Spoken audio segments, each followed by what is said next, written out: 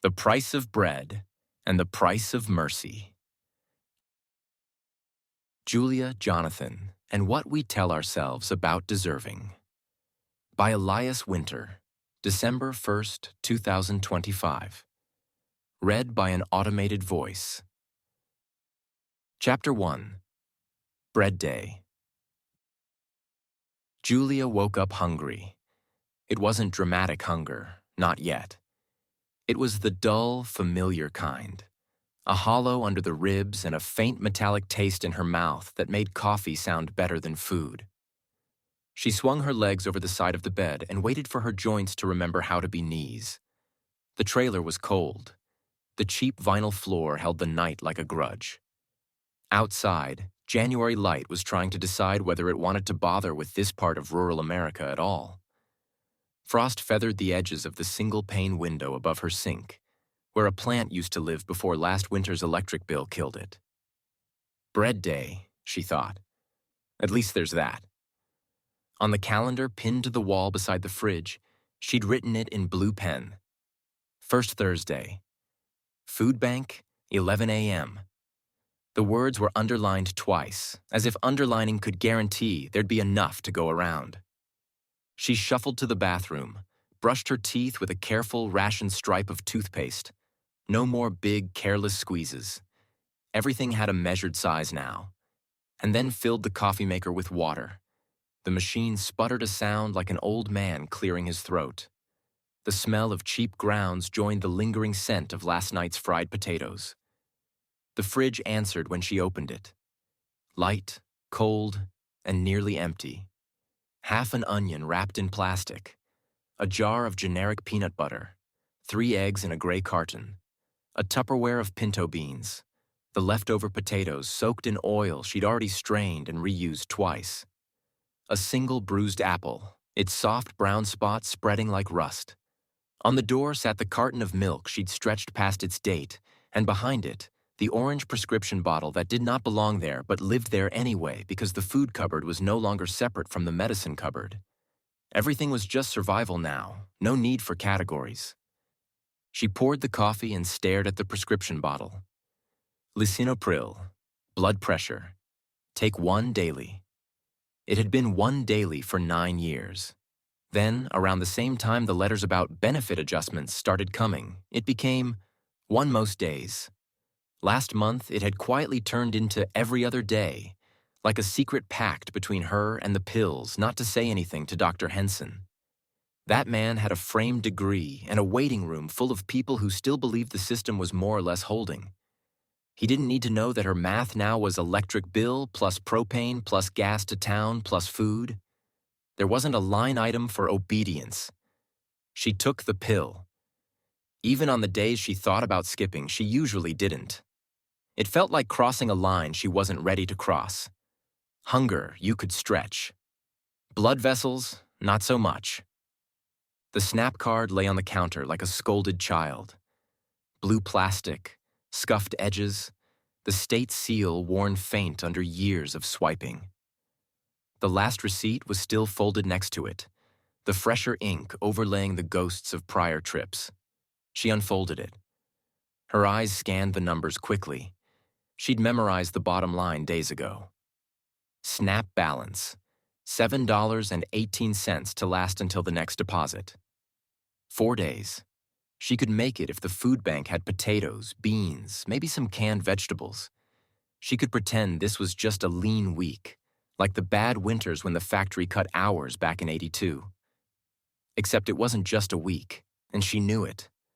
The first time she noticed it, not in the news, not in the speeches, but in the way her life scraped. It was summer. The deposit hit her card and came up light. Not by much. Just enough that she thought she'd misremembered. Then the food bank line started getting longer. Boxes got smaller. The good stuff, the fresh produce, the meat that wasn't all bone and gristle, came less often. They cut something. Her neighbor Doris had said in the food bank line 2 months ago, tugging her cardigan tighter against an early frost. They're always cutting something. Said it's to save money. Ain't saving me none. Julia had nodded but said nothing. She still felt, in some stubborn bone-deep place, that she wasn't supposed to complain. She'd been raised on phrases like, "Don't take charity if you can help it," and "We don't ask the government for handouts." Except she had asked, now. Or rather, she had stood quietly in line while a system she never helped design stamped something next to her name that meant poor enough. She poured herself a cup of coffee and dropped in the last sugar packet from the glove compartment of her car. Years ago, she would have laughed at herself for scavenging restaurant sugar. Years ago, she would have been the one leaving a tip on the table without counting the coins. She didn't fry any potatoes. She cracked one egg into the pan, watched the white bloom and the yolk settle into its sunny center, then spooned a few beans alongside it. The plate looked sparse. She added a slice of bread from the loaf she'd bought on sale, the kind with more air than grain. The bread was thinner now, too. Not literally, but that's how it felt around here. Bread that had been asked to cover more sin than it could. She ate slowly, stretching each bite, listening to the local a.m. station murmur about entitlement reform and fiscal responsibility. The host's voice slid easily over the words, smooth as melted butter. "They say they've got to rein in spending," the man said. "We can't keep shelling out billions for these programs without asking tough questions. There are cuts, sure, but sometimes that's just good stewardship." Julia chewed. She wondered if good stewardship ever meant the people who made decisions would try living on $7.18 of food for 4 days. Probably not. By 10:30, she'd washed her single plate and fork, pulled on her thickest sweater, and shrugged into the winter coat she'd bought the year her husband Ray still had steady work at the plant. The zipper stuck halfway up, and she coaxed it gently like a stubborn child. She picked up her purse, soft nylon, the color long faded from black to charcoal, and slid in the snap card, her driver's license, and a folded $20 bill she pretended she might never need. The 20 wasn't for food. It was for emergencies. The car breaking down on the way to the food bank, a copay at the clinic that insurance mysteriously didn't fully cover, or a prescription the doctor insisted she start right away. It was her last buffer between barely managing and calling one of the kids to admit she couldn't. She locked the trailer door, even though there wasn't much inside worth stealing, and walked slowly down the 3 wooden steps Ray had built himself. Frost cracked under her shoes. Across the gravel lot, the neighbor's dog barked once, then lay back down in its patch of winter sun. The drive to town was 22 miles of fields and faded billboards. The corn was long cut down, leaving only stalks like broken bones sticking out of the ground. Here and there, a Trump 2024 sign still listed in the wind, corners chewed by weather. Julia didn't look at them. She'd voted the way she'd always voted, almost out of muscle memory, then watched after each election as nothing much changed except the phrases used on television to explain why. The food bank lived in the basement of what used to be a Methodist church. The steeple was still there, but the sanctuary upstairs was mostly empty now except for weddings and funerals. The real congregation came on Thursdays, the line of cars snaking around the gravel lot, old sedans and pickup trucks, a few rusted SUVs with mismatched doors. Julia parked in her usual spot, not too close to the entrance. She didn't want to seem eager, and joined the small group of people already waiting outside the double doors. "Morning, Julia," Doris said, her cheeks red from the cold. "You hear they might have some fresh stuff today? Lettuce, maybe. Heard the farm up by Route 9 had a surplus." "Lettuce," Julia said, smiling. "Haven't had a salad in a while. Be nice." They shuffled forward as volunteers propped the doors open. The air that escaped was warm, full of the smell of cardboard and coffee and something starchy boiling in a big pot in the back. Inside, folding tables made aisles. Canned goods on one, bread and pastries on another, boxes of produce at the far end if you were early or lucky enough. A chalkboard near the entrance listed the day's rules. 1 bag per family, 1 bread per person, limit 2 cans meat, 4 cans veg. Please be patient. We have less today. The less was new. They used to write, Please be patient. We'll get to everyone. Julia eyed the board, then the tables. The bread selection was thinner than last month. More white loaves, fewer of the sturdy whole wheat ones that stayed with you. The canned aisle had lots of corn and green beans, not much else. She saw no peanut butter, no tuna. A young volunteer with purple hair and a church t-shirt handed her a cloth bag. "How many in your household?" the girl asked. "Just me," Julia said.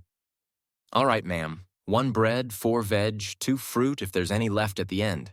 Sorry, we had some deliveries cut this month." Julia nodded.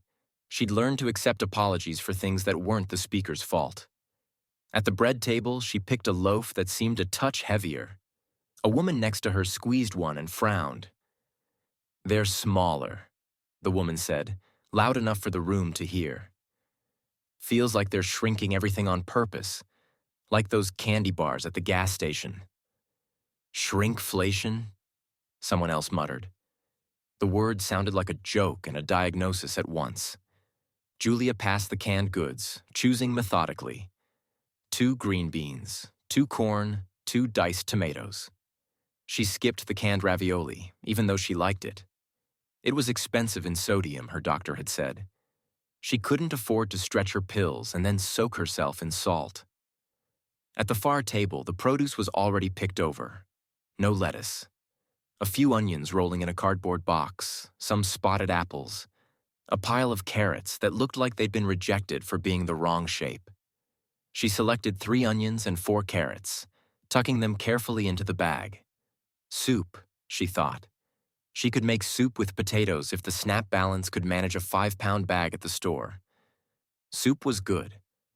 Soup made you feel like you had more than you did. As she moved toward the exit, a man in a faded veteran's cap held the door open for her. "Ladies first," he said with a little bow. "Thank you," she answered, automatic. Old habits of politeness didn't shrink with age. Outside, she and Doris compared bags. "Not so bad," Doris said, trying to sound bright. "Could be worse." "Always could," Julia replied.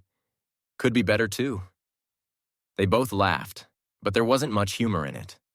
On the way back to the car, the wind cut through her coat. She felt suddenly, sharply tired. Not just in her legs, but in the place where hope used to live. She thought of all the years she'd worked. The diner in her 20s, the factory in her 30s, the grocery store in her 40s when the plant closed and Ray's back went bad, the motel laundry in her 50s after he died. She had punched clocks and smiled at customers and stood on concrete until her feet ached. She had clipped coupons, packed lunches from leftovers, skipped vacations, saved what little she could in a coffee can and later in an account that seemed to vanish into the black hole of medical bills. She had believed, because her parents had believed, that if you did all that, the country would meet you halfway at the end. Not with luxury, just with enough. Enough had turned out to be a food bank in the basement of a church and a blue plastic card that now arrived with less on it. She opened her purse to tuck in the bag claim ticket the volunteers had given her in case they did a second round later in the day. Her fingers brushed the folded letter from 2 months ago, the one she still carried even though she'd read it enough times to know every phrase. "Dear Ms. Whitaker, we are writing to inform you of changes in your Supplemental Nutrition Assistance Program, SNAP, benefits. As part of ongoing efforts to ensure program sustainability and fiscal responsibility, your monthly benefit amount will be adjusted from $162 to $134. The numbers were burned into her memory like a brand. $28 may not have sounded like much to whoever typed the letter, but here it was, a week's worth of bread and beans. Here, it was the difference between buying fresh apples or choosing the cheapest box of store-brand crackers. "Fiscal responsibility," she whispered. "Funny way to say, we're taking bread off your table, Julia." In the distance, a semi roared past on the highway, transporting goods to somewhere that still felt included in the country's idea of itself. She started the car. The engine coughed, then caught. On the drive home, she passed a billboard advertising a new housing development an hour away in the city. Smiling families, green lawns, the words, luxury homes from the 700s, in large, pleased font. She tried to imagine a house that cost $700,000. She tried to imagine what it would be like to open your fridge and never think in terms of, this needs to last until Thursday. She pictured some man in such a house, suit jacket, crisp shirt, kitchen island bigger than her entire living room. Maybe he was worried today too, not about bread, but about something she'd heard on the news, talk of raising taxes on high earners. They'd interviewed a businessman who said it was punishing success. Julia had turned the volume down then. She'd been seasoning beans and didn't want to get mad at the stove. Still, the phrase clung. Punishing success. No one called this punishing failure, she thought now, glancing at the food bank bag on the passenger seat. They called it belt-tightening, shared sacrifice, making hard choices. Somehow those hard choices kept landing in the laps of people who didn't have belts left to tighten. At home, she carried the bag inside and arranged her haul on the counter. It looked better spread out, the illusion of abundance. She put the bread in the bread box her mother had given her as a wedding present 50 years ago. The hinge squeaked a protest. She filled a pot with water, dropped in the beans and an onion, and set it to simmer for later. While the stove clicked and the flame caught, she took the snap card in her hand and turned it over. Tomorrow she would go to the store and buy potatoes, maybe rice if the balance and prices cooperated. She would stand under the fluorescent lights and pretend not to notice the people who pretended not to notice her. Somewhere, she knew, someone could change one line in a law, one number in a code, and the card in her hand would hold enough to make this week feel less like a narrowing tunnel. Somewhere, somebody thought cutting that number was saving. To her, it was the thickness of soup, the size of a slice of bread, the decision to cut a pill in half. She set the card down gently, like a fragile thing. Outside, the sky had finally committed to daylight. It came in thin but steady through the kitchen window, washing over the onions and the carrots and the bread that would have to be enough, again. On the stove, the beans began to boil. Julia turned the heat down and watched the bubbles slow, thinking, as she did most days now, not about the country as a whole, but about the small part of it that could fit in her cupboard. She did not know that, a few hundred miles away, a man she would one day pass in a hospital waiting room was on the phone with his tax attorney, worrying out loud about the possibility of paying 5% more on the part of his income that lived so far above her world it had no weather. All she knew was that bread was getting thinner, and that someone, somewhere, had decided that was responsible. Chapter 2. The Marginal Rate. Jonathan woke up annoyed. The alarm hadn't gone off yet. His body had done what it always did. Surfaced at 5:42 a.m., 6 minutes before the phone on the nightstand would chirp its gentle synthetic birdsong. For a moment he lay still in the dimness, listening to the faint hum of the HVAC and the almost silence of the city 30 stories below. He was not annoyed at the sleep. He'd slept fine, as he almost always did, but at the thought that had been waiting for him at the edge of consciousness like a pop-up window. 5%. It wasn't even a sentence, just a number with teeth. He reached for the phone, silenced the alarm before it could crow, and checked his email. The subject line that had been haunting him since yesterday's news alert was still near the top. Policy brief. Proposed 5-point increase on top marginal rate. He didn't open it. He knew the contents already. Charts, projections, reassurances that it was just a proposal and might die in committee. He knew the talking points about asking the wealthiest to pay a little more for programs that help struggling families. He also knew the part his advisor had underlined when they'd spoken. Applies only to income above the top bracket threshold. Only, Jonathan thought. That word did a lot of work for people who'd never seen the view from his window. He swung his feet out of bed, padded across the warm hardwood floor to the bathroom, and turned on the shower. Steam rose, fogging the mirror that reflected a lean, still handsome man in his early 50s. the softened jawline, the silver at his temples that people kept telling him looked distinguished. He ran a hand through his hair and tried not to start the math again. It didn't work. Last year, his taxable income had landed just under $12 million. Some of that was salary, some bonus, some vested stock. Not all of it hit the top bracket, of course, but enough did that a 5-point hike would bite. He let the water pound against his shoulders and did the calculation he'd done 3 times already. Suppose half of it is above the threshold. $6 million taxed at 5% more. That's an extra $300,000. $300,000. A house in most of the country. A rounding error in his portfolio. He could afford it. He knew that. But afford and deserve were not the same word.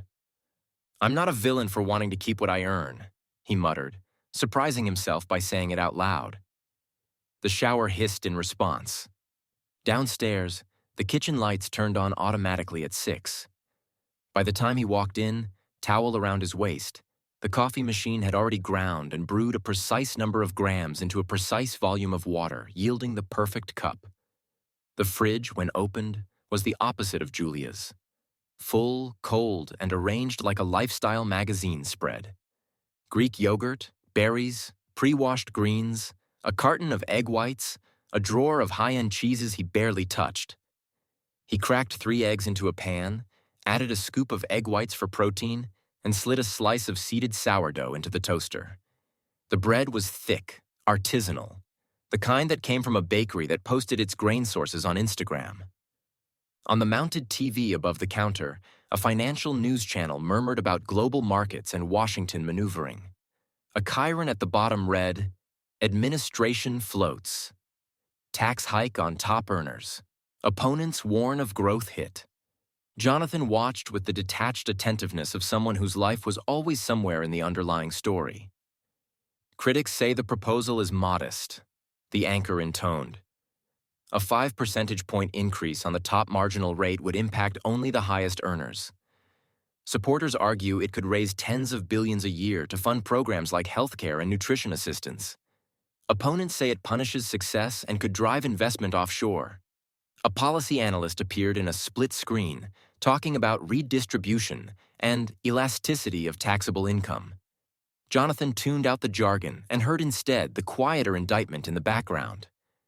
"We know where the money is." He plated his breakfast, wiped a faint smear off the edge with a paper towel, and sat at the kitchen island. The marble was cool under his forearms. He loved this apartment.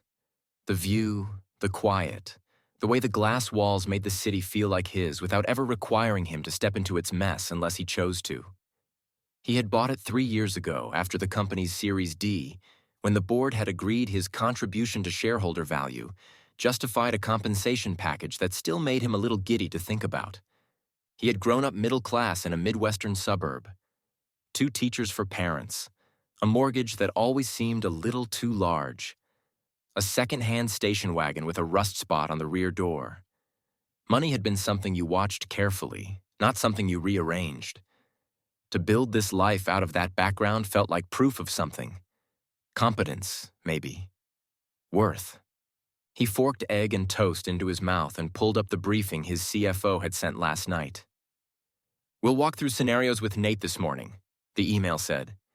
"Need your decision by end of week on shifting more comp into deferred stock. Also, Foundation's Rural Health Initiative wants a quote from you about giving back. They're drafting something, but you might want to look it over." He sighed, half amused, half irritated.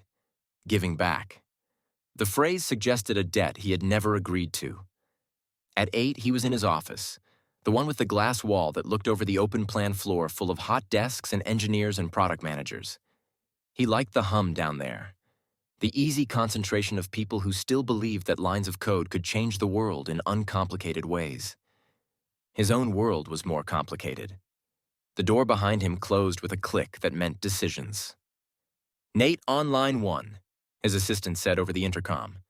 "Put him through." "Morning, Jonathan," came the lawyer's voice, smooth as ever. "I assume you've seen the circus in D.C. I have, Jonathan said. Tell me I don't need to worry about it.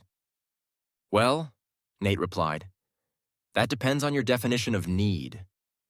As written, it's a 5 percentage point increase on income over the top bracket threshold. So it's not touching your first chunk at all, only what spills over. But we both know you have a fair bit spilling over. Spare me the metaphors and give me the damage. Ballpark? Based on last year, if you change nothing, you're looking at an extra, call it 400,000 in federal. We can get that down, of course, with some adjustments. Adjustments? Nate chuckled. Nothing nefarious. Move more of your bonus into deferred comp. Lean into equity grants with longer vesting. We can also look at channeling more through the family partnership.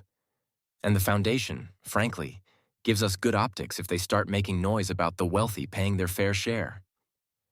That foundation already cost me real money. And saves you some too. Philanthropy is tax efficient, remember? We'll do a full modeling. My team's putting together scenarios, but high level, this doesn't have to hit you nearly as hard as the headlines suggest. Jonathan leaned back in his chair, letting his eyes rest on the office across the street where someone in a gray suit was pacing on their own phone call. It was reassuring, in a petty way, to remember he wasn't the only one being hunted by those 5 percentage points. What are the odds this actually passes? He asked. Nate made a thinking noise. In this exact form? Low, but some version of it? Higher than I'd like. There's a lot of public anger out there, and this is an easy narrative. Small increase on the richest to fund food stamps, rural clinics, that sort of thing. Food stamps. Rural clinics. The words passed through Jonathan's mind like background music, heard but not quite listened to. Somewhere out there, he knew, there were people using government cards at grocery stores, and there were hospitals struggling to keep their doors open in places the company's products would never reach. He supported rural health in the abstract. The foundation had a whole initiative around it. It's not my job to fix their budget, he said, more to himself than to Nate. I pay what I owe. More than most. I know, Nate said soothingly. And look, you're not the villain here. You employ hundreds of people. You pay a lot in taxes as it is. No shame in wanting to keep the government from grabbing more than it needs. Jonathan liked that. More than it needs. It framed the state as a kind of overeager relative at Thanksgiving, always asking for just a little bit more from the dish closest to his plate. What about the argument that this money would go to, feeding kids or whatever? He asked, the question coming out flatter than he intended. Well, Nate said, that's the story they'll tell, sure. But you and I both know it's not that simple. A lot gets lost in bureaucracy, and higher rates can dampen investment, which hurts everyone in the long run. There are better ways to help the poor than punishing success. Punishing success. Jonathan had used that phrase himself in conversations, but it sounded especially good in someone else's mouth. Okay, he said. Run your models. Send me options. I want to see what it looks like if we cap my taxable income at the current top threshold and push everything else into deferral or equity. On it, Nate replied. Oh, and one more thing. The Foundation's board wants you at the site visit next month. The rural hospital in, Pine Ridge County? They've got a telehealth wing we helped fund. Great photo op. Politically smart right now. Put it on my calendar, Jonathan said. After the call, he sat for a moment with his fingers steepled under his chin. Pine Ridge County. He couldn't have found it on a map if you'd paid him, but he had seen the glossy deck. A struggling regional medical center, miles from the nearest big city, now boasting a state-of-the-art telemedicine program thanks to his foundation's grant. He would fly in on a private jet, drive out in an SUV, tour the facility, shake hands with administrators and maybe a carefully selected patient. He would say something in front of a banner about closing the rural health gap. There would be pictures of him next to nurses and local officials. It would play well. It always did. He did care, he told himself. He wouldn't have set up the foundation if he didn't.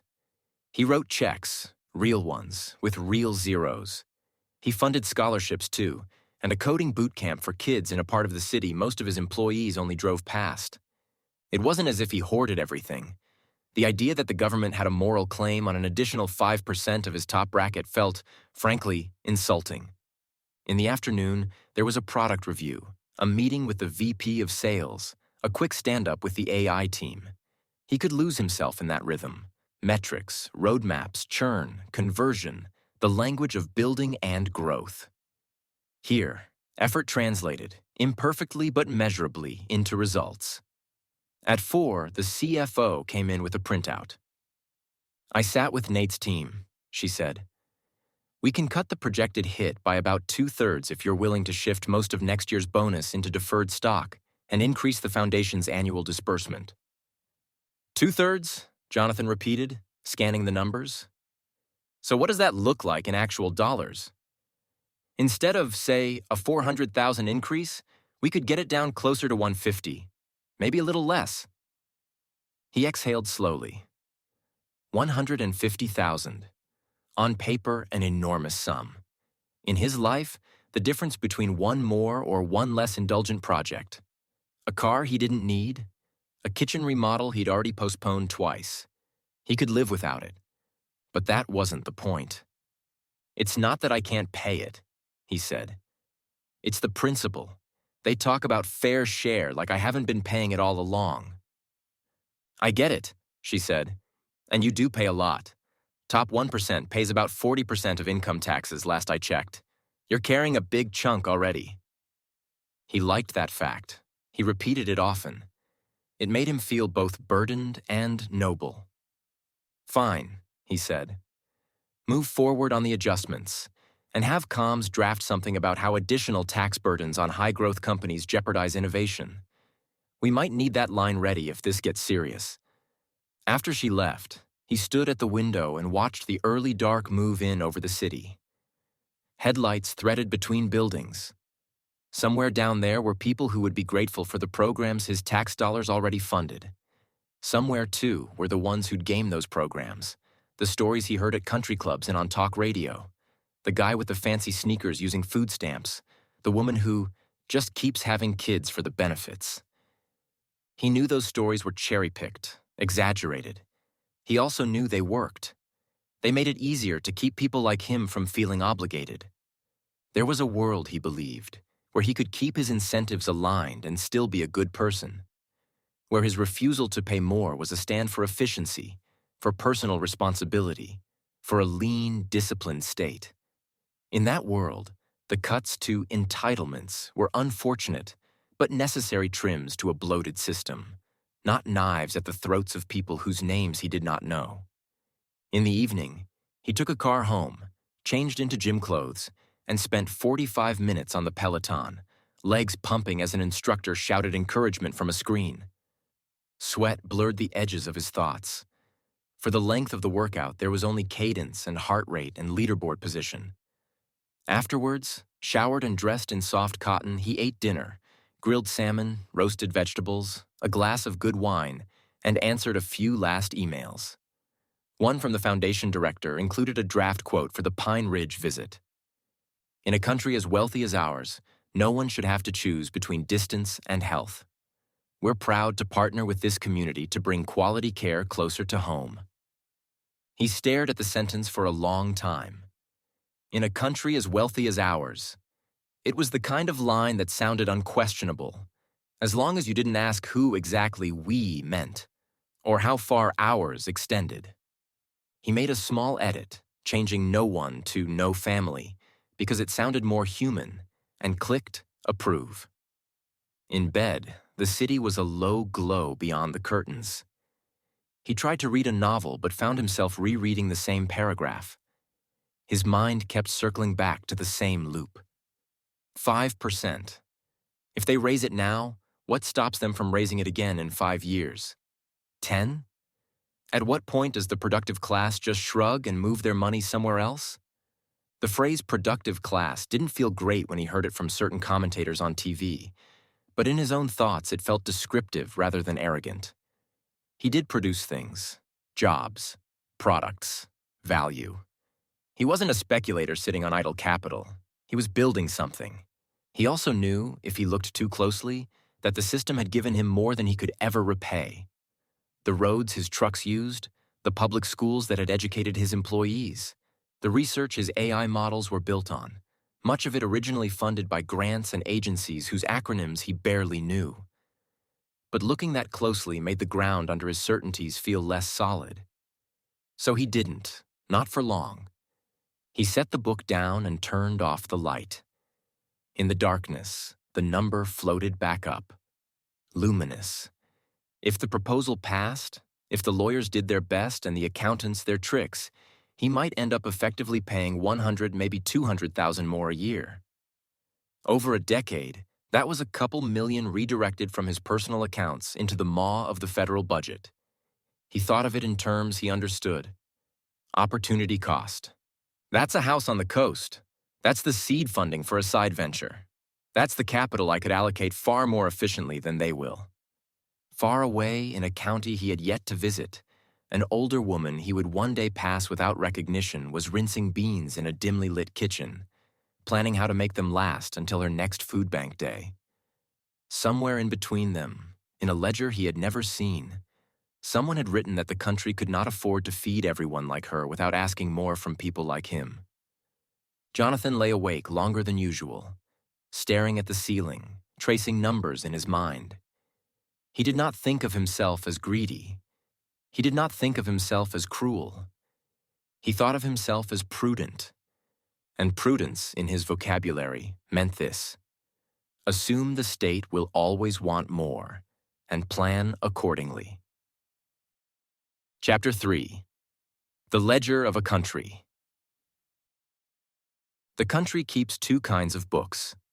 One is the visible kind, the official numbers, the graphs that appear on the evening news, the figures a politician cites with a practiced smile. The other book is quieter. It is written in cupboards and bank accounts, in the length of food bank lines and the thickness of soup. Julia lives in the second book. Jonathan lives in the first. Both are real.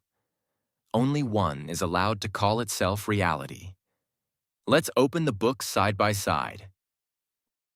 1. How much it actually costs to keep Julia fed. Start with something simple. Groceries.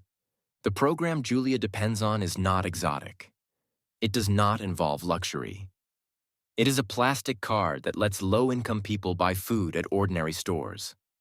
On paper, in Washington, it has a long, serious name: the Supplemental Nutrition Assistance Program. In a given year, the country spends about $100 billion on this program. Write that out slowly. $100 billion. Most of that, more than $90 billion, does not go to offices or administrators. It goes straight onto cards like the one on Julia's counter, which then turn into bread, beans, apples, milk. If you imagine the federal budget as a town of $100, SNAP is roughly $1 of that. 1. Not 50, not 20, not 10. 1. That $1 is what stands between Julia and the kind of hunger we pretend doesn't happen here. When the government saves money by trimming Julia's benefit from, say, $162 a month to $134, it does not show up as a dramatic line on a national chart. It shows up as a smaller bag at the food bank, one fewer apple in the cart, a pill cut in half. The numbers are invisible from 30 stories up. They are heavy in a 69-year-old woman's hands. 2. Where the money is. Now turn the other book around. Look at Jonathan's side. In a recent year, the federal government collected about $2.2 trillion in individual income taxes. Again, written out, $2.2 trillion. That is the river all the arguments are about. Not everyone contributes equally to that river. Roughly, the top 1% of earners, the people with incomes so large they almost stop feeling like salaries and become weather systems, pay around 40% of that total. 40% of $2.2 trillion is about $880 billion. Think about that for a moment. a very small group of people pay nearly $900 billion in income taxes. It is not wrong to say they carry a lot. It is also not wrong to notice that they carry it while standing on a floor made of everyone else's labor, roads, schools, laws. Jonathan is somewhere in that group. He does not know the exact percentage, but he knows the feeling. The story he likes to tell himself that sounds like, people like me already fund most of this thing. He is not entirely wrong. He is also not as right as he thinks. 3. What 5% more on the top bracket actually means. When the news talks about raising taxes on the rich, it does not mean every dollar Jonathan earns will suddenly be docked by 5%. The tax code is not a flat wall. It is a staircase. Each step is a bracket. You pay one rate on the first chunk of income, a higher rate on the next chunk, and so on. The top marginal rate is just the percentage charged on the last highest step. So when the government proposes adding 5 percentage points to the top marginal rate, it is saying, on the dollars you earn above this very high line, we want another nickel for every dollar. If Jonathan earns $12 million, only the portion above the top bracket threshold, say the part above 6 or 700,000, would face that extra nickel. Run a rough number. Imagine $6 million of Jonathan's income sits on that top step. 5% of $6 million is $300,000. $300,000 is an almost unthinkable sum to someone like Julia. To Jonathan, it is not nothing. He's not faking when he feels the sting. But it is the kind of sting that changes the configuration of his comfort, not the fact of it. He might keep one less house. He will not stand in a church basement for bread. 4. What that 5% could buy.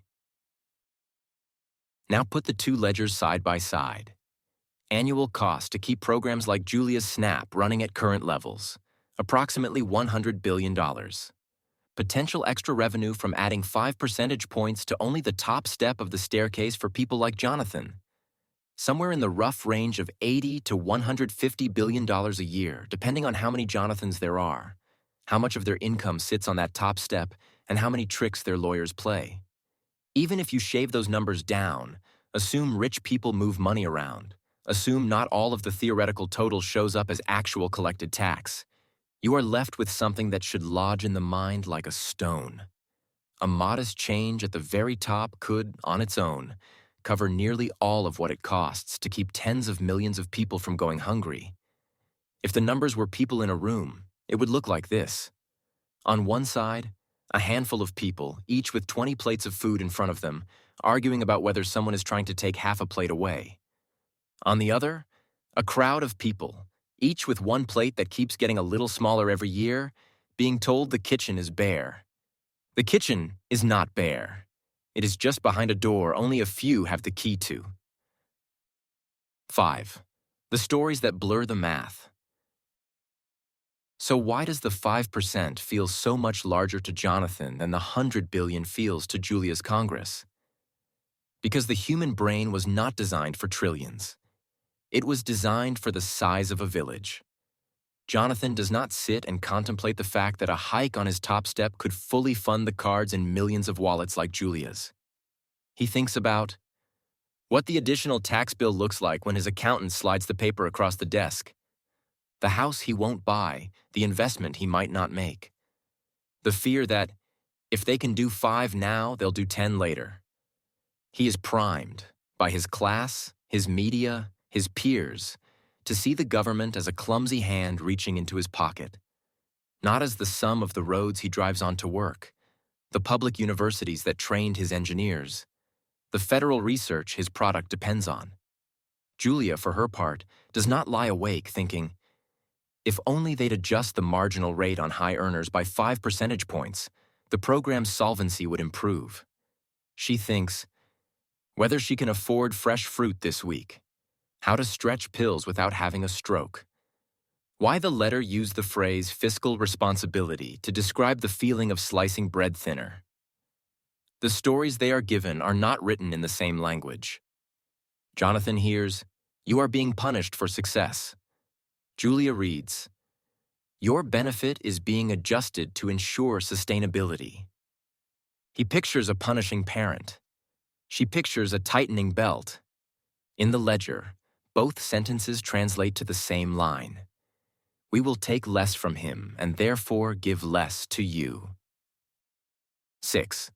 What it costs Jonathan to see this clearly. Here is the part the charts do not show. If Jonathan allowed himself to see the numbers as they are, not in abstract percentages but in lived equivalents, he would have to admit something unbearable. For him, the extra 5% is the difference between one level of luxury and another. For Julia, the missing equivalent is the difference between enough and not enough. He would have to accept that the country is not too poor to keep her fed. It is too unwilling to ask people like him for what the math says they can give. That admission has a price. It would crack the tidy story that says, I earned this, I deserve this, the rest is just envy and bad policy. It would contaminate every glass of good wine with the knowledge that, somewhere in a town whose name appears only as a line item in a foundation report, a woman his mother's age is skipping meals because the ledger he helps defend has no line for mercy. So he keeps his world partitioned. There is Jonathan the taxpayer, who fights the 5% hike as an attack on productivity. There is Jonathan the philanthropist, who funds a telehealth wing in a rural hospital and says, on camera, that no family should have to choose between distance and care in a country as wealthy as ours. In one ledger, he resists giving. In the other, he is celebrated for giving. Julia's life sits in the space between those two selves, in the gap between what the top 1% could pay without pain and what the country chooses to collect. The books balance in the technical sense. The numbers line up. The budget is passed. The cut is made. The bond rating stays high. What does not balance is something harder to measure. In the richest nation in history, a woman like Julia counts beans and halves pills, while a man like Jonathan moves income into different boxes so that the 5% barely finds him. The question is not whether he can afford it. The country's ledger has answered that already. The question, which the next chapter will begin to press against his carefully walled-off mind, is whether he can afford to see what it means. Chapter 4. Crossing Lines. The day Julia went to the hospital, she woke up with a ringing in her ears. It wasn't the high, shrill tone she sometimes heard after a loud TV, but a deeper hum, like someone had left a refrigerator running inside her skull. When she sat up, the room tilted for a moment and then reluctantly settled. Damn, she whispered, pressing her fingers to the side of her neck the way the nurse had shown her. Her pulse felt jumpy, like a bird tapping at the inside of a window. She'd been putting this off. The last time she saw Dr. Henson, he'd frowned at her numbers, clucked at the blood pressure reading, and said, "We really need you taking the lisinopril every day, Julia. Consistency matters." She had nodded and lied. "I know, Doc. I will." That had been 3 months and 2 SNAP deposits ago, just after the letter. Since then, the food bank lines were longer, the grocery prices higher, the card balance lower. She'd stretched what she could stretch. Smaller portions, more beans, fewer apples, more bread. It was working, if by working you meant she was still here and the bills weren't in collections. Her body, however, seemed to have noticed the margins. When the ringing didn't fade after coffee and a piece of toast, she sighed and took the old flip phone from the kitchen counter. The clinic's number was on a post-it under the magnet shaped like a peach. "Pine Ridge Regional, how can I direct your call?" a tired voice said. "Dr. Henson's nurse, please. This is Julia Whitaker. I'm not feeling too steady this morning." They squeezed her in at 2:30. "If you feel worse, you come sooner," the nurse said firmly. "Don't wait." Pine Ridge Regional sat at the edge of town, a flat, sprawling building with an earnest sign out front. Your community, your care. The paint was peeling around the edges. One wing had a row of dark windows where they'd closed beds 2 years back. Another wing, newer, gleamed under a banner that read, Telehealth Center. In partnership with the Jonathan Hale Foundation. Julia didn't know who Jonathan Hale was. She only noticed that the parking lot was fuller than usual. By the time she navigated the 22 miles of highway and surface road, her hands trembled on the steering wheel. In the waiting room, she checked in at the desk, repeating her date of birth and spelling her last name twice over. The clerk gave her a clipboard with forms she'd filled out so many times she could have written them blind. Have you experienced any of the following in the last 30 days? The first page asked, in small, unfriendly print. Dizziness, chest pain, shortness of breath. She checked boxes, feeling like she was confessing sins. Across the room, local news played on a wall-mounted TV. A blonde anchor talked over footage of a ribbon-cutting ceremony somewhere. Big scissors, a line of smiling people in suits. Julia's eyes drifted, unfocused. The ringing in her ears had faded to a whisper, but her chest felt tight. Not with pain exactly, but with a pressure she'd begun to think of as simply life. "Ms. Whitaker?" the nurse called. "Right this way." They weighed her, checked her blood pressure, too high again, listened to her heart. Dr. Henson's eyebrows rose slightly at the numbers. "Have you been taking your medication every day?" he asked. She stared at the wall behind him, where a faded poster urged patients to eat 5 servings of fruits and vegetables daily. "Most days," she said. "I had to stretch them a little. Things are tight." He sighed, not unkindly. "They're tight for everyone," he said. "But your heart doesn't know about budgets, Julia.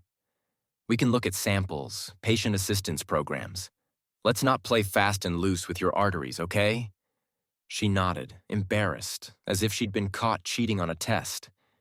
In another part of the building, 3 floors up, someone had set out a tray of coffee and pastries for donors. Jonathan stepped off the elevator into a hallway that smelled faintly of disinfectant and coffee. A laminated sign pointed toward the Telehealth Center, 3rd floor east.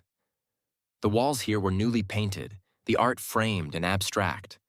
The kind of art that signaled, without saying it, that this part of the hospital had recently been blessed with outside money. He was in his foundation suit. Dark blue, not too sharp, no tie to seem approachable. A small pin on his lapel bore the foundation's logo. It had taken a branding agency 6 months to design that logo. He tried not to think about how many clinic visits that budget could have paid for. "Mr. Hale, so good to have you here," said the hospital administrator, a woman in her 50s with careful hair and exhaustion around her eyes. "We can't thank you enough for what your support has meant to this community." "Please," he said, summoning his practiced humility. "We're just glad to play a small part." He knew the numbers behind the phrase. The foundation's grant had covered about 40% of the telehealth wing's cost. Federal money, a state program, and a desperate fundraising campaign had scraped together the rest. His contribution had bought naming rights, a plaque, and the ability to say "we" in sentences like the one he'd just spoken. They walked past a row of small rooms, each with a chair, a monitor, a blood pressure cuff. A nurse sat in one, talking someone through a video visit with a cardiologist 80 miles away. On a screen in another, a pediatrician smiled at a young mother and a coughing toddler. "It's amazing what we can do now," the administrator said. "Before this, people had to drive an hour and a half for specialist care. A lot of them just didn't go." "It's important work," Jonathan said, and he meant it. He felt a small thrum of satisfaction. This was the part that always landed best when he spoke at conferences. Rural health. Access. The phrase, "in the richest country in the world," dropped into the middle of a paragraph like a moral anchor. A photographer trailed them, snapping shots of him leaning over consoles, shaking hands, nodding gravely. They would later choose the one where his face looked most sincere and pair it with the quote he'd approved. His media team understood that an image of him in a hospital played differently when the news was full of talk about tax hikes. It rounded out the story. Downstairs, in an exam room with peeling baseboards, Julia sat on the paper-covered table and tried not to feel like a problem. "So," Dr. Henson said, tapping the chart with his pen, "we're seeing a pattern here. Blood pressure creeping up. Weight down a bit, but not in a good way. How's your eating?" "I'm eating," she said defensively. "Just maybe not as much fresh stuff as you want. It's expensive." "You still on SNAP?" he asked. "Yes," she said. "But they cut it. And prices." She let the sentence trail off. The doctor knew. Everyone here knew. The waiting room was full of people whose bodies were footnotes in budgets they'd never see. He leaned back, eyes narrowing. "You ever skip meals, Julia?" She hesitated. Something in her bristled at the idea of saying yes. Skipping meals sounded like a failure, like not managing. "Sometimes I just eat later," she said lightly. "That's a yes," he said gently. "Listen, food matters for this stuff. High blood pressure, blood sugar, all of it. We can tweak meds, but if you're not getting enough, it's like bailing water out of a boat with a hole in it." "I'm doing my best," she said, the words sharper than she intended. "They cut what they cut. I stretch what I stretch." He rubbed his forehead. "I know. I'm not blaming you. I'm just frustrated. We see more of this every month. Older folks on less support, more complications. It's like someone decided to save money on the front end and send the bill to us instead." "Who'd that be?" she asked. It came out almost bitter. He shrugged, shoulders heavy. "Above my pay grade." Above his pay grade, in another part of the same building, Jonathan sat at a conference table, nodding as a nurse practitioner presented slides. "Since the telehealth center opened," she said, pointing at a bar chart, "we've seen a 20% increase in kept appointments and a significant reduction in time to consult for cardiology and endocrinology, especially among older patients on fixed incomes who can't afford the drive." "Older patients on fixed incomes," Jonathan repeated thoughtfully. "That's great work." He meant it. The chart made him feel efficient, like the money had turned cleanly into outcomes. He liked things that could be measured. 20% this, 30% that.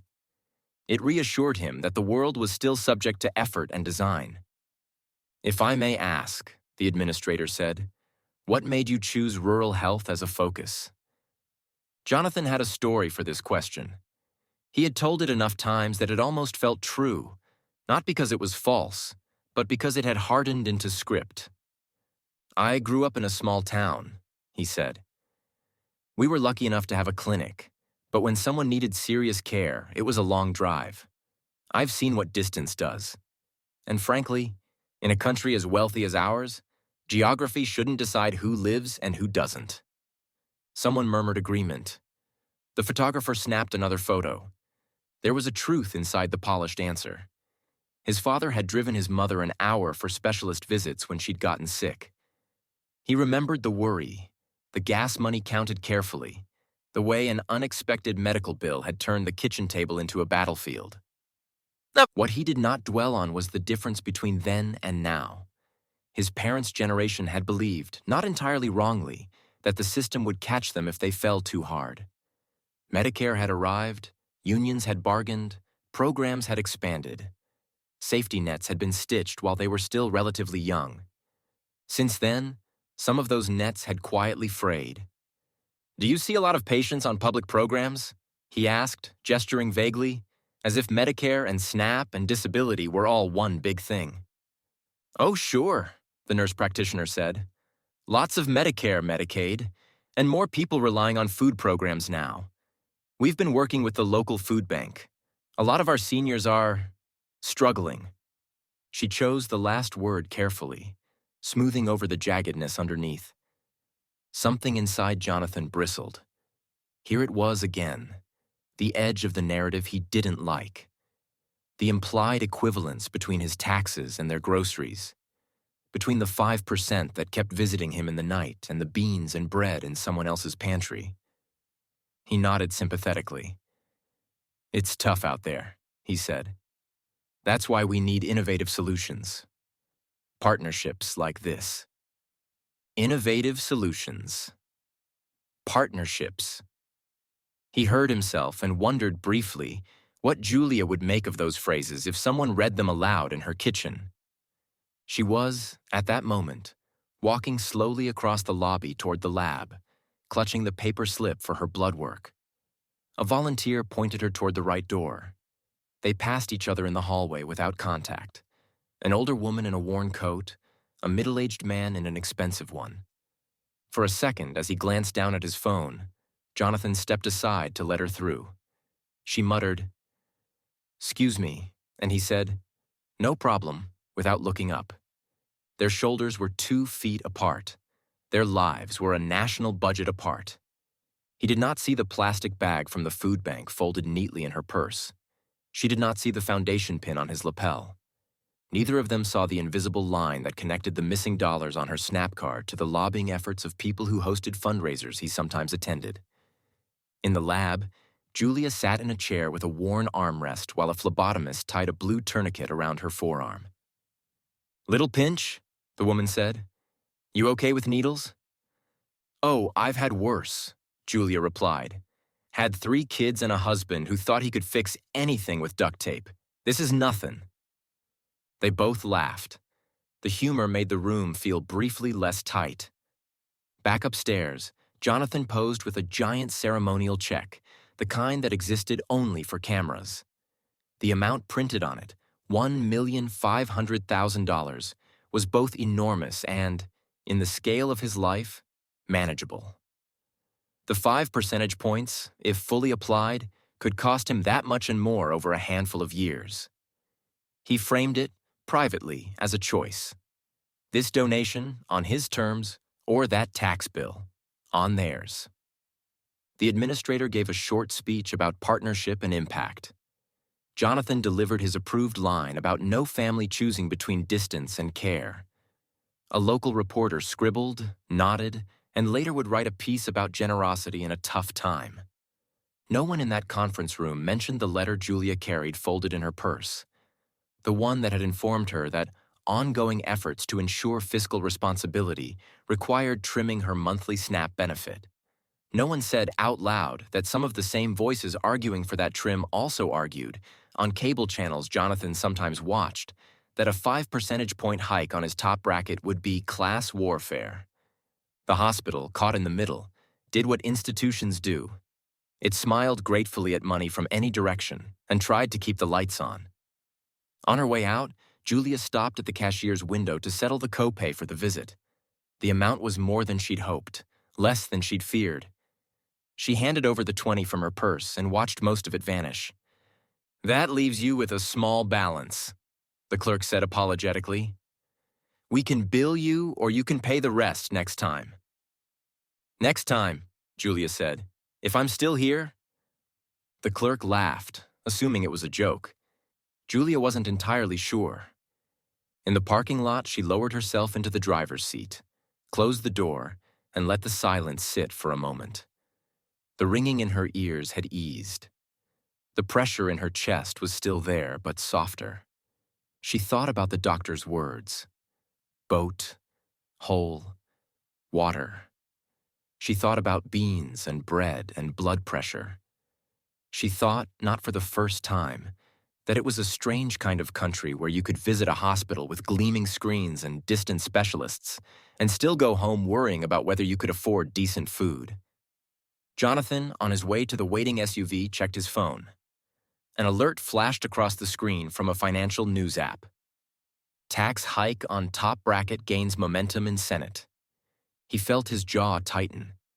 For a moment, the goodwill of the visit, the uplift of the nurse's gratitude, the sense of having done something tangible, all dimmed under that headline. "Everything all right, sir?" his driver asked as he slid into the back seat. "Yeah," Jonathan said. "Just DC being DC." As the car pulled away from Pine Ridge Regional, he glanced back once at the building. The brick, the windows, the banner with his name on it fluttering lightly in the wind. It looked, from this angle, like proof that his way of helping was working. It did not look like a place where the cost of his victories in other rooms was being quietly tallied in systolic numbers and missed meals. Inside, Julia turned the key in the ignition. The engine caught. On the radio, a talk show host was complaining about entitlement spending and people living off the government. She reached forward and switched it off. For a few seconds, in the parking lot of a hospital, partly kept alive by the generosity of a man she would never recognize. The only sound was the idle of her car and the faint echo of a number Jonathan could not stop circling around in his mind. 5%. On one side of the building, it threatened to nick the edge of luxury. On the other, its absence had already started to carve into bone. Chapter 5.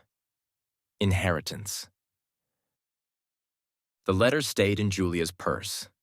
She carried it the way some people carried photographs of grandchildren, folded, worn at the creases, always near at hand. She did not take it out often anymore. She didn't need to. The numbers and phrases had moved into her. Your monthly benefit amount will be adjusted. Sustainability, fiscal responsibility. There was a particular cruelty in that last phrase. It sounded virtuous, like something a careful housewife would say as she chose the store brand over the good butter. But what it meant, in practice, was that somewhere far away, someone had decided that the country could not be responsible for feeding her as it once had. Responsibility had been redefined upward. It now lived in charts, not in kitchens. Her days settled into their narrowed rhythm. On good mornings, she woke with only the ordinary aches. On bad ones, the world took a second to right itself and her heart beat too loudly in her ears. She ate what she could afford to eat, took her pills as often as she could afford to refill them, and drove to the food bank on Thursdays when the calendar and the gas tank cooperated. She did not think of herself as a victim. She thought of herself as someone whose life had been quietly repriced. The week after the hospital visit, there was mail again. One envelope was from the utility company, reminding her that winter was not over and neither were rates. Another was from the state office that handled benefits, announcing a new change in the way recertification would work. She read that one twice, lips moving silently, trying to make sure there wasn't another cut hidden in some paragraph about eligibility adjustments. Her eyes skipped over one line without registering it. These changes follow recent federal reforms designed to reduce long-term program costs and encourage work among able-bodied adults. She was not in that category. She had done her decades of work already, but the reform had not passed through lives with such precision. It had come like weather, indiscriminate and chill. Jonathan did not keep letters in his pocket. He kept dashboards. On his laptop, there were tabs for everything: quarterly growth, churn by segment, ad attribution, foundation impact metrics. He liked the feeling of moving between them, a conductor flicking his wrist at sections of an invisible orchestra. After the Pine Ridge visit, another tab appeared. Policy risk. Tax scenarios. Nate's team had produced a deck. It had all the professional reassurance money could buy. Lines of blue and gray showed how much the 5 percentage point hike would really bite under different configurations of income and deferral.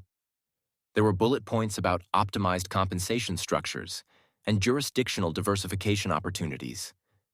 Near the end, a single slide broke the pattern. Someone, maybe a junior associate who still felt the edge of the outside world, had included a chart from a public policy report. It showed 2 lines over time. One was SNAP average monthly benefits per recipient.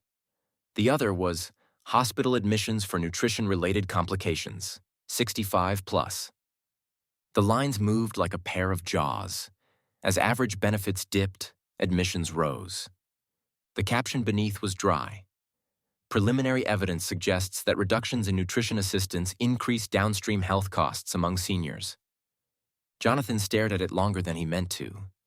In other words, Nate said on the call, cuts here just show up as costs somewhere else. You know how it is. Budget silos, political trade-offs. Not your problem, obviously, but interesting. Not your problem. It was a familiar phrase. He used it himself for things that pricked his conscience, but not enough to rearrange anything. He clicked to the next slide, where the numbers went back to centering on him. There was comfort there.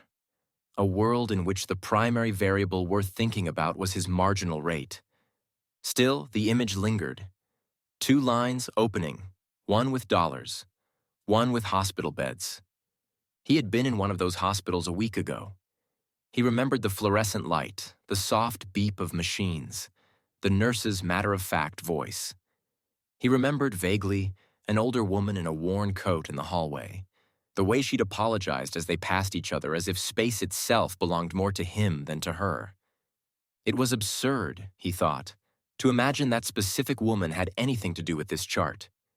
He did not believe in coincidences with moral lesson attached. That was the stuff of novels, not budgets. But the mind has its own way of drawing lines between things.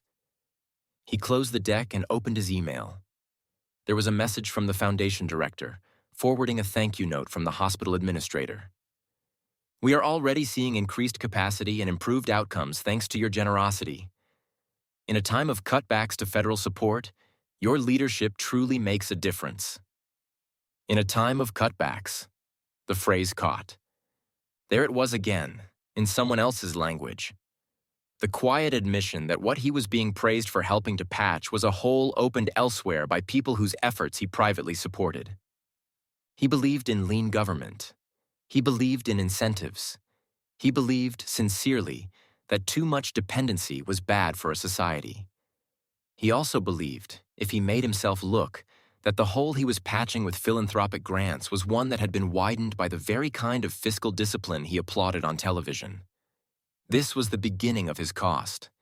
There is a temptation, when telling stories like these, to go for the simple ending, the epiphany, the repentance, the check that finally arrives with the right number of zeros and is labeled not as charity but as overdue tax. Life is smaller and more stubborn than that. Jonathan did not wake one morning and endorse a wealth tax. He did not call his senator and demand that his own bracket be raised. He did not fire Nate and say, "No more tricks. I want to feel every cent the law says I owe." What happened instead was more ordinary and therefore more dangerous. The dissonance between the ledgers grew, and he learned to live with it. At a dinner one night, a friend made a joke about those people on food stamps buying steak. Jonathan laughed. The joke fit into a well-greased groove. And yet, for a second, it misfired. Some neuron, still carrying the faint afterimage of that hospital chart and the older woman in the waiting room, refused to participate fully. "Most of it doesn't look like that," he said lightly. "It's mostly just grocery money." His friend shrugged. "Sure. Still, the system's out of control. You give them an inch." The sentence trailed into the familiar shapes. Jonathan let it. He took a sip of wine. It was easier not to push. The table was full of people whose houses and portfolios looked like his. They were not villains either. They were, in their own stories, prudent. Prudence was the virtue that told them not to be taken advantage of. It did not often ask who on the other side was being taken from. Julia's prudence was different. It was the habit of making do with less. When the next SNAP deposit came, smaller now but still something, she stood in the supermarket aisle under the buzzing lights and ran her finger down a handwritten list. Potatoes, rice, oats, milk, maybe bananas if they were on sale. She moved slowly, calculating as she went, subtracting prices in her head, adjusting the cart as numbers shifted. A box of cereal went back on the shelf. A jar of peanut butter, name brand, the one she liked, gave way to the store label. She did not know that the total value of all such cards in all such hands was that neat number, about 100 billion, that had appeared earlier in the country's book. She did not know that part of the reason it was lower this year than last was because some of the people who thought like Jonathan had convinced enough congressional staffers that the line needed trimming. She just knew that the cashier read the total, she swiped her card, and for one more week the cupboard would not be entirely bare. That night, after putting away her groceries, she sat at her small kitchen table with the pill bottle and a glass of water. She lined them up. 30 tablets, each one a day of lower risk. She did the math. Insurance had covered part of the cost. The copay had taken the place of meat in this week's basket. If she took them every day, she'd be out before the next refill. If she stretched them, one every other day with a bit of luck, she could maybe avoid another trip to the cashier's window too soon. Her body did not care about her logic. It would respond to the chemistry, not the budgeting. But it was not offered any other kind of mercy. She swallowed one and slid the bottle back into its place in the fridge, next to the milk and the carton of eggs. Food and medicine on the same shelf, both governed by a decision made hundreds of miles away about what the country could afford. There is a way to tell this story that ends in accusation so pure it relieves the reader of thinking. The rich are monsters. The poor are saints. The solution is obvious. That story is satisfying. It is also false. Jonathan is not a monster. He is a man whose life has been arranged so that the consequences of his preferences fall mostly on people he does not meet. The country has made it very easy for him to live that way. It has given him accountants and lawyers and rhetoric and charity galas. It has given him every tool to keep the books split. One ledger full of abstract obligations, another full of concrete acts of generosity that feel good and look better. Julia is not a saint. She is a woman who worked hard, who believed what she was told, who carries her own share of mistrust and half-understood opinions about people taking advantage. The country has made it very easy for her to blame sideways instead of up. Between them, in the space their lives never quite share, is the truth of what we have built. A nation that spends about $100 billion a year making sure people like Julia can buy food, and more than 20 times that on everything else.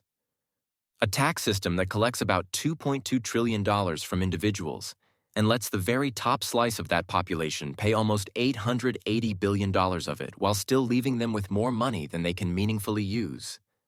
A political imagination that treats a 5 percentage point increase on the last highest slice of earnings as a threat to freedom, but treats a $28 monthly cut to a senior's food budget as a responsible compromise. The numbers are simple. The stories we tell to avoid them are not. Inheritance is not just money. It is also the stories we pass down about who deserves what. Jonathan inherited from his class and culture a story that said, "What I have is primarily the result of my effort and talent. The things I use and depend on that I did not build are background noise, not a bill." It is a story that makes it possible to see tax as a kind of theft and philanthropy as a kind of heroism. Julia inherited a different story. If you work hard and don't complain, the country will not let you fall too far. That story once had enough truth in it to function. Now it cracks every time she opens a letter that uses the word adjustment, where her life feels the word loss. The true inheritance of this era may be something colder. A shared, quiet understanding that we live in a place where it is easier to imagine trimming the plate of a 70-year-old than asking the man with $12 million in income to give one more slice of his top dollar. We will not all pay for this in the same way. Julia will pay in missed meals and accelerated disease. She will pay in ambulance rides that could have been prevented and nights spent choosing between heat and groceries. Jonathan will pay in a different currency. He will pay in the gradual narrowing of his moral world, in the dulling of his capacity to be disturbed by the fact that his comfort is insulated by suffering he does not see. He will pay, if he ever allows the ledger to come into full view, with the sharp, belated grief of realizing that the thing he was so afraid of losing, a little more money, a little more control, was far less precious than the personhood he had been trading away. A country, too, pays. It pays in anger, in atomization, in trust that erodes like an old receipt left in a pocket. It pays when people like Julia begin to understand, clearly, that the distance between their cupboards and the marble countertops in cities they will never visit is not an accident, but a choice. One evening, months after the cuts, Julia went out to dinner with her church group. They did this once in a while when someone's birthday lined up with a coupon. She ordered the cheapest thing on the menu and watched, with a mix of pleasure and unease, as baskets of warm bread appeared at the table. Thick slices, soft inside, crust crackling at the edges, more than they could finish. At a corner table across the room, Jonathan sat with colleagues after a conference, half listening to talk of deals and valuations. Their server set down a bread basket his table hardly touched. At some point, his eyes drifted, and he noticed the older woman at the other table carefully wrapping a piece of bread in a napkin and slipping it into her purse when she thought no one was looking. He felt, briefly, something like embarrassment on her behalf, then just as quickly on his own. It was a small human reflex, nothing like a policy shift, nothing that would show up in any budget. He did not recognize her. She did not know him. Tomorrow, their lives would return to their separate ledgers. One measured in percentages at the top, one measured in slices of bread. But for a moment, in the ordinary light of a chain restaurant, the books lay open on the same table. The check came. On one side of the room, it was divided carefully, with someone doing math on a smartphone to make sure the tip was fair. On the other side, it was signed quickly, handed back without a glance at the exact amount. The numbers, as ever, added up. That has never been the problem. What remains unsettled is what we are willing to see when we look at them, and what kind of country we are content to inherit if we decide, again, that the cost of other people's bread is too high a price to ask of our comfort. Elias Winter, author of Language Matters, a space for reflection on language, power, and decline. Thanks for reading Language Matters. Subscribe for free to receive new posts and support my work.